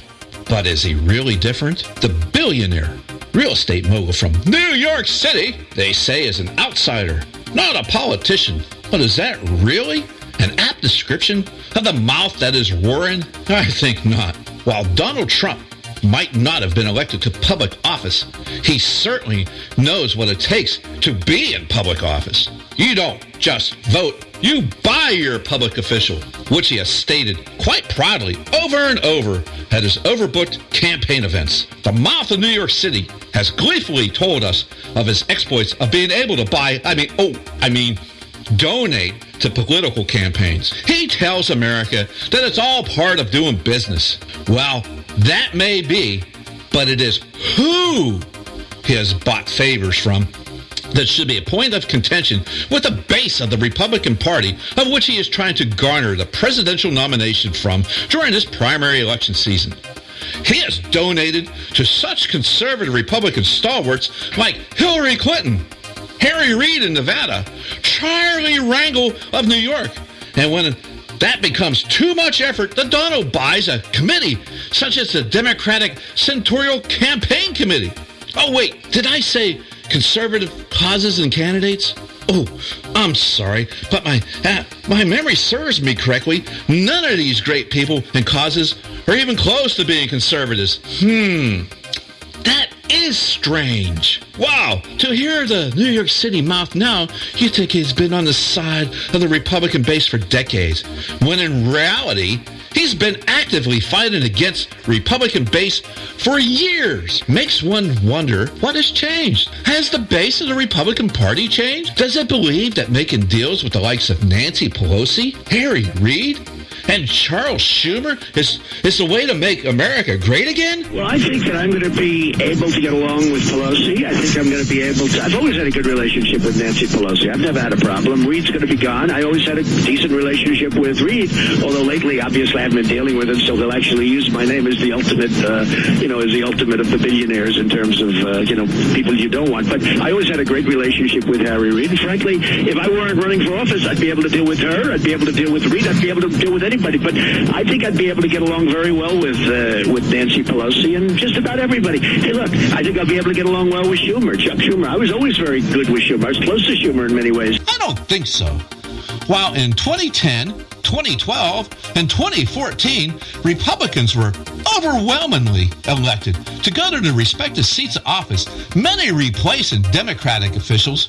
Donald Trump was buying influence and working against the base of the Republican Party. It would seem that the Trump money failed for the most part, as Republicans gained more legislative seats than in any time in modern history. Yet, there are those, despite claiming to be of the conservative persuasion, are full-throatedly supporting the mouth because he can win.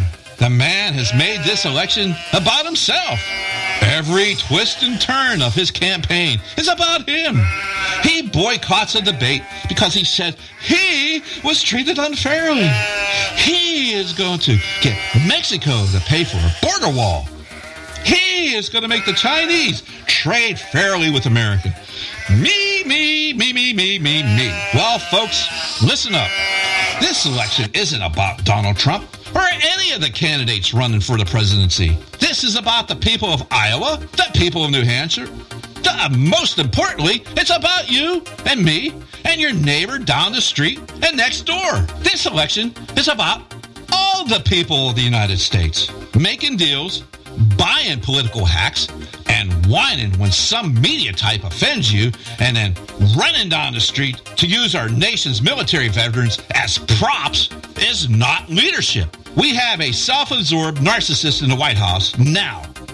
Each and every day, I've heard conservative base of the Republican Party scream from the mountaintop that this nation is without leadership.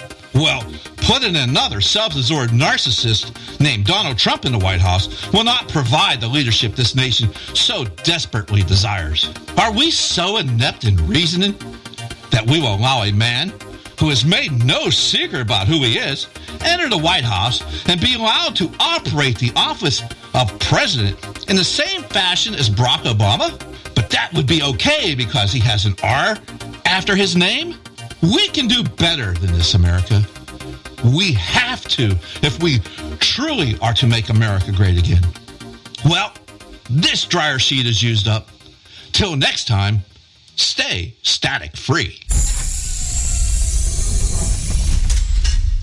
When our water heater broke down last month, it was a nightmare. It took 5 hours for the plumber to show up, and he charged us a couple of $100 just to come out. Then it cost another $1,800 to put in the new water heater. By the time it was all said and done, I felt like I'd been taken. But what else could I do? The smartest thing you can do is get a home warranty from American Residential Warranty. Their home warranties pay to repair or replace all your major appliances when they break, and they will break, and at the worst possible time. Call American Residential Warranty right now for free information on home warranties starting at just pennies a day. Don't wait for your refrigerator to stop running or your ceiling fans to stop turning. Call American Residential Warranty right now. Ask how you can save up to 50% on washer and dryer coverage. Just call 1-800-790-5960. That's 1-800-790-5960. Again, 1-800-790-5960. Call now.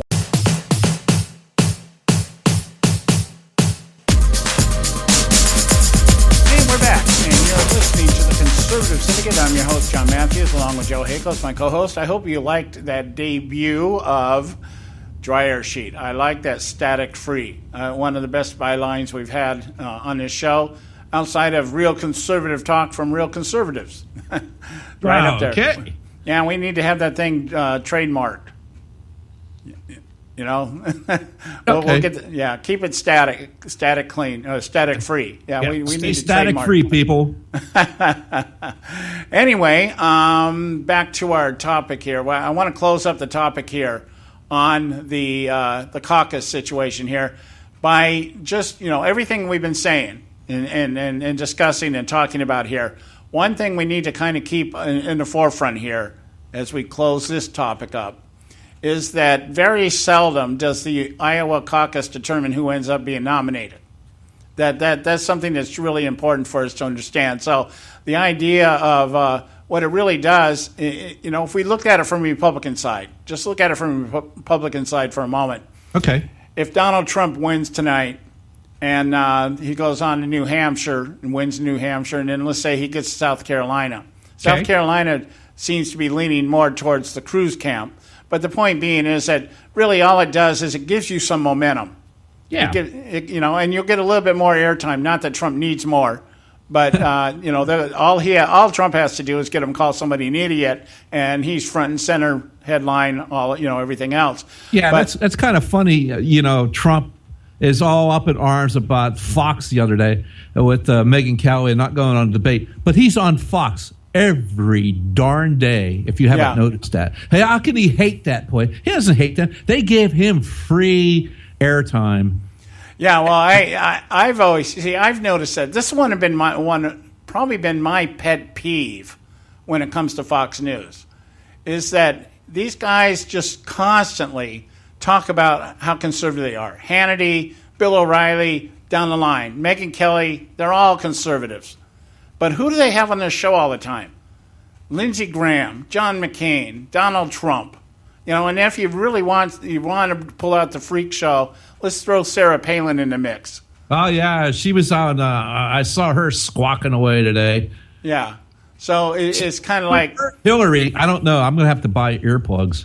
Yeah. So, when it comes to the other side, Well, it is what it is. But what's funny about the other side, John? They talk about, you all hear this. Why is Iowa first in the nation? Why we got this rural backwoods state and they're picking out candidates? Blah blah. Why did it have and me and the Democratic guys are like, yeah, why we got these people from Iowa, this rural place? When most of the constituents in the Republican Party are urban city dwellers. It's just like.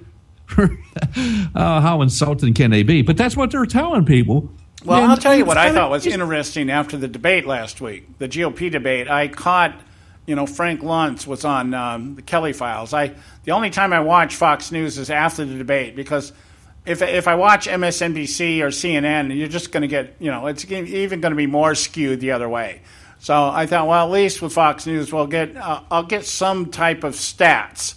And of course, the Luntz group, he has a group of people that are always there, and he kind of, he surveys them while the thing is going on. Well, he surveys them before he picks them. Now, I want you to understand that. Well, Luntz they're not chosen at random. And Luntz in and of himself is an operative. Okay, that's evident, and it was even more evident to me by what happened in this study group that he had. Now, what he did was he had this group of people. And he actually brought Marco Rubio into the room, and they were chit-chatting back and forth. And Luntz asked the question. He said, before the debate started tonight, how many of you had chosen or had determined that Marco Rubio was the guy you were going to vote for? Now, I think he's got between 25 and 30 people in there. Yeah. Okay? 3 people raised their hands. Yep. Okay? Then he said, well, how many of you are going to vote for Rubio now? And more than half the room raised their hand. And so what it told me was, as an operative, we scored some points for Rubio. Okay, so if that's the case, again, it's just confirming my hunch here that we're heading more and more towards a brokered convention, and Rubio will be the guy they choose if it comes to that. But it was interesting to note that the winners and the losers, nobody in that room commented about Donald Trump not being there. It was like, I think one guy said something along the lines of, well, if he doesn't want to be here, then he doesn't deserve our vote. But the big thing was they targeted Cruz, and they lifted up, or they put before these people Marco Rubio. Cruz was criticized for his lack of defending himself when he was called a flip-flopper. And I'll say one thing about Ted Cruz. Somebody's got to teach this guy how to tell a joke. I've heard him now try 3 times to tell a joke. And the jokes are good jokes. The lines are great lines. When he opened up that debate with, everybody in here is fat, dumb, and ugly, and Ben, you're a lousy surgeon. Now that we got the Donald Trump portion out of the way, great line. And it completely went flat. I completely disagree. You might as well put a gun to his head.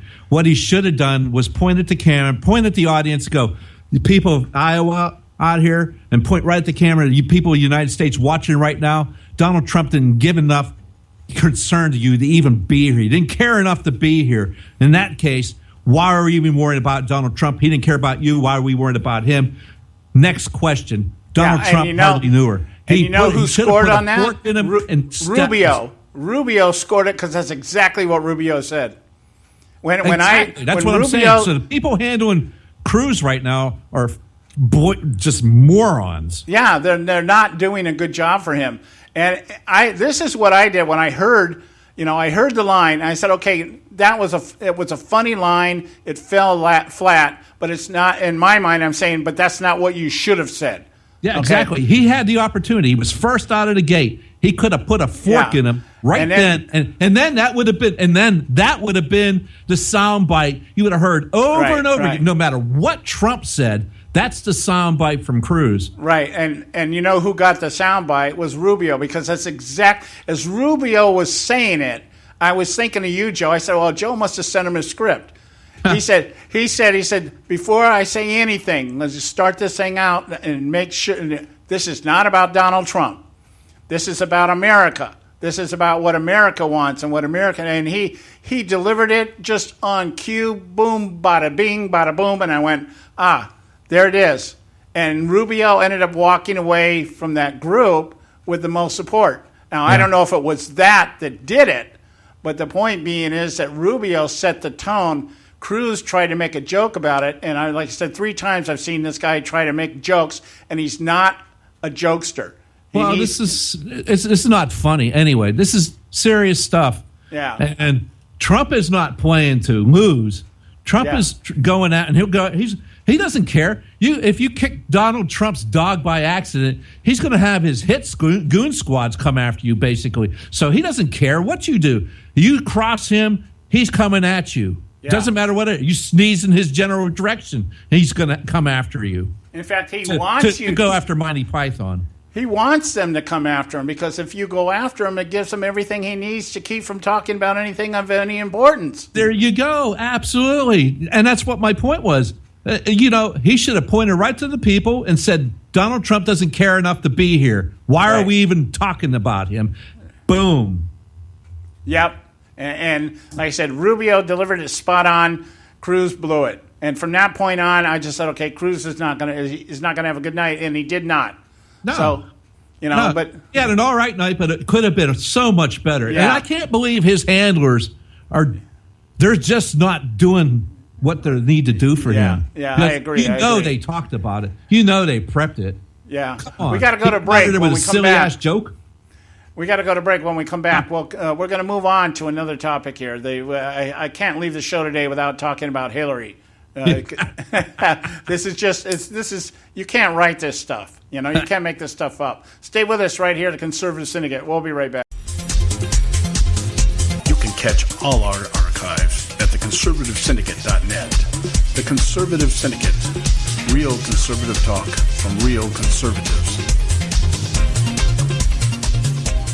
Term life insurance. It can be a powerful way to protect your assets and your family. You work hard to earn and save your money to build a nest egg for the future. Don't let it get wiped out because you didn't plan ahead. Take the time now and make a small investment in $500,000 or more in quality term life insurance. Call the Term Lifeline and let us shop the best companies to give you the lowest rates. We specialize in policies of $500,000 and above. Ask about some of our 10 and 20-year fixed rate plans with guaranteed rates. Call the Term Lifeline right now for your free insurance quote. 800-870-3609.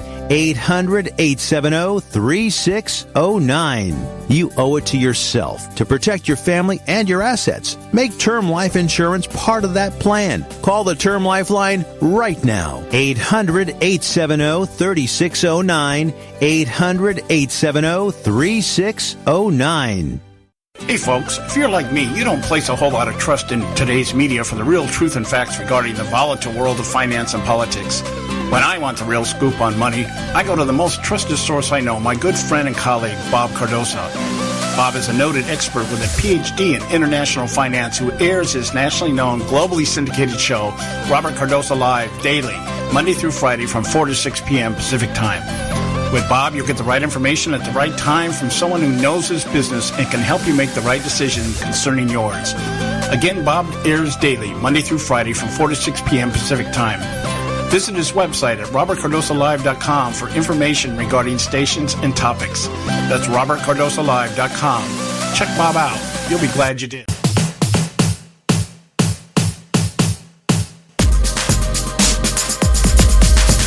Hey, we're back. Welcome back. You're listening to the Conservative Syndicate. I'm your host, John Matthews, along with Joe Hakos from Troy Report, my co-host.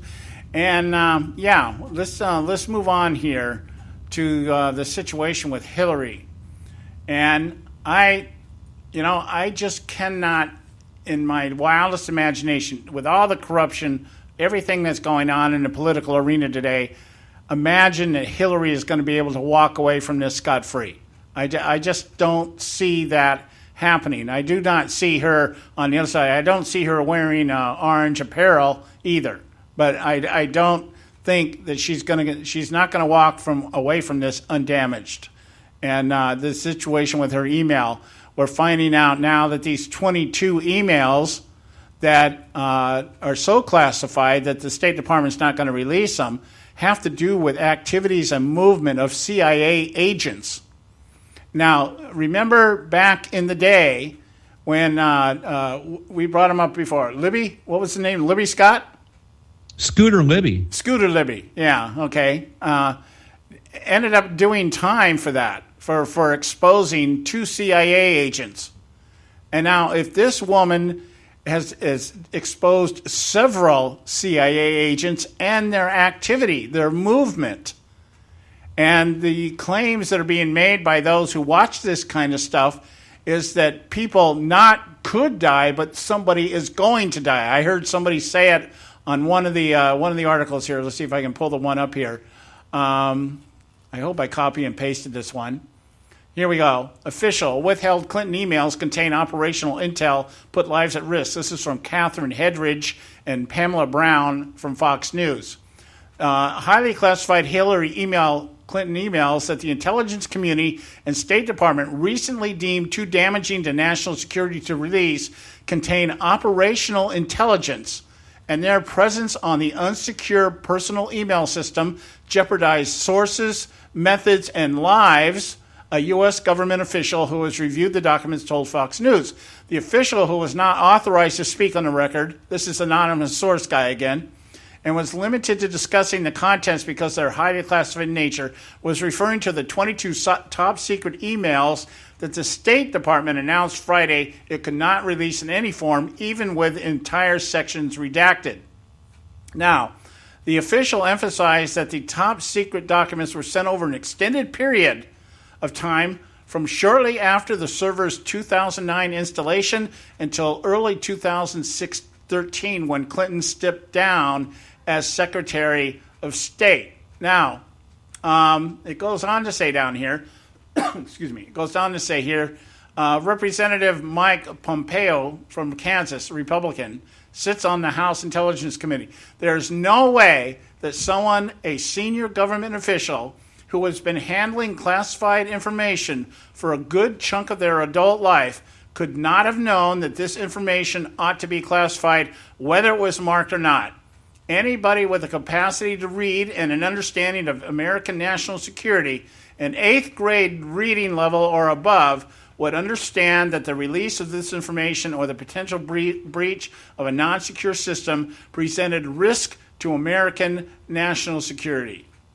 So and now here I'm saying all that to say this, and I'm going to give Joe the mic here. Clinton is now pointing at her aides. See, I told you this is a stall tactic until they can figure out who is going to be thrown under the bus or who's going to fall on their sword for Hillary. Who's it going to be? Is it going to be Abedin? What's her name? Humin Abedin? Is it going to be Cheryl Mills, or will it be Jake Sullivan, or will it be somebody else? Wife of Anthony Weiner. Yeah. The other guy they're floating out here right now, Patrick Kennedy, I think. Yeah, Patrick Kennedy from the State Department, who's also the one that had been talking about trying to create or build a standalone system for Clinton so that it would be more convenient for her to receive these classified emails. My point being, outside of the normal rhetoric that we're constantly reciting on this show, is that it is the information itself which makes it classified, not the markings. But the other side of it is this information was pulled off a secure server that only a very few number of people were supposed to have access to. If Clinton had people on her staff that were pulling classified information off of a secured server that they weren't supposed to have access to, and then changing the classification so it would get dumped into her at a private server, they all need to be hung. Because that means Hillary gave them the password. That in and of itself should be a breach. And then they endangered these people, these operatives who are out there. Boy, if I was a CIA agent sitting over in Afghanistan right now, I'd probably be very concerned about what I'm doing and where I'm going. What do you think, Joe? Well, it is very serious, John. And Pompeo went on to say in the same article. And let's just think about. Remember, I've said it on the show before. She's a compromised individual. Here's what Pompeo said. Anytime our national security team determines that there is a potential breach, that is information that might potentially have fallen into the hands of the Iranians or the Russians or the Chinese or just hackers, they may begin to operate in a manner that assumes that information has in fact gotten out and been compromised. And we've said this before, it's been compromised. Now, what are they going to do about it? You're talking about the people that are being, are involved in this information. This information is about these operatives, these techniques, this information. Now you've got Hillary Clinton going, it's still nothing. It's still nothing. I still don't do it. I'm still innocent. I did nothing wrong. I did not lie. Because you know why? I have nothing to apologize for, because I did nothing wrong. Hillary, sorry. You had the information in your hands. Having the information in your possession is a crime in itself. Hey, Hillary's attorney, you had a thumb drive with classified information on it in a non-secure location. Guess what, buddy? You are a felon.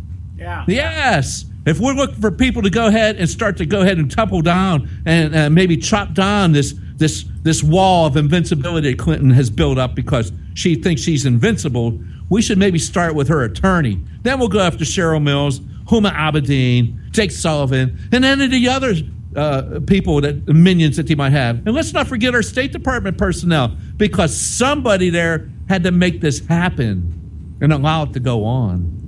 Yeah, there should be a whole slew of people just, I think right now, especially in the State Department, there's got to be some people in the State Department right now sweating bullets.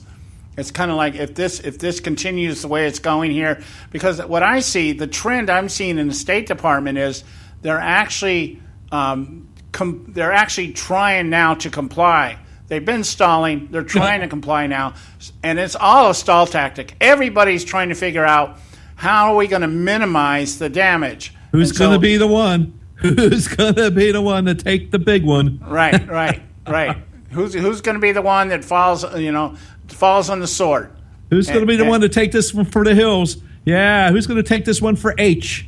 Yeah, and I would think, from a practical purpose, I would think they'd want somebody like they'd want an Abedin or Cheryl Mills. You think about Abedin for a minute. Abedin, okay, her public service career would be over. So what?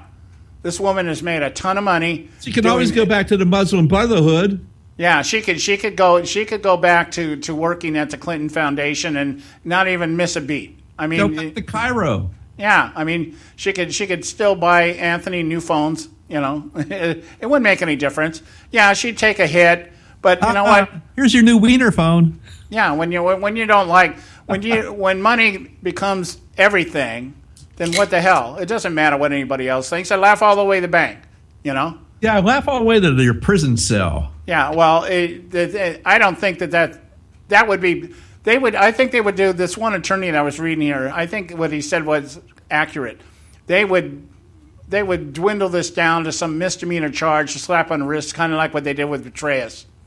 But now, just on the other side of this, because I brought up the Bush thing before, okay, Scooter Libby ended up in prison over this. If this was a Republican doing this, if this was somebody on the Republican side that had done something like this, there would be nobody would be questioning about what should happen. Nobody would be worried about whether or not somebody's career was coming to an end or anything else. They'd be out there right now with the torches and the pitchforks. Let's hang the people. Let's hang them, and let's hang them all. Yeah, the individual will be out on some prison ship in the middle of the ocean. Yeah, so anyway, guys, we're out of time for today. We'll be back on the show tomorrow. We'll be back on the air tomorrow. 3 o'clock out here in the West Coast, and, of course, 6 o'clock out on the East Coast. And by this time tomorrow, we should have a pretty good idea what went down with Iowa later on tonight. So it's Cox time. Hope you got something out of the show. Go to our website, theconservativesyndicate.net, and we'll be back on the air tomorrow. God bless you all. We love you.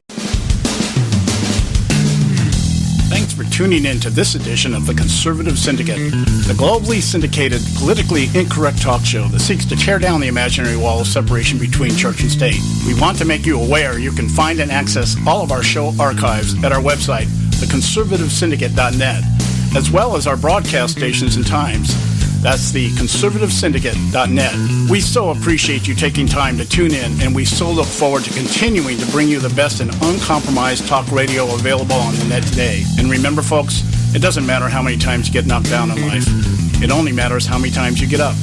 I'm John Matthews, signing off until next time, right here on the Conservative Syndicate. God bless you, and may God continue to bless America.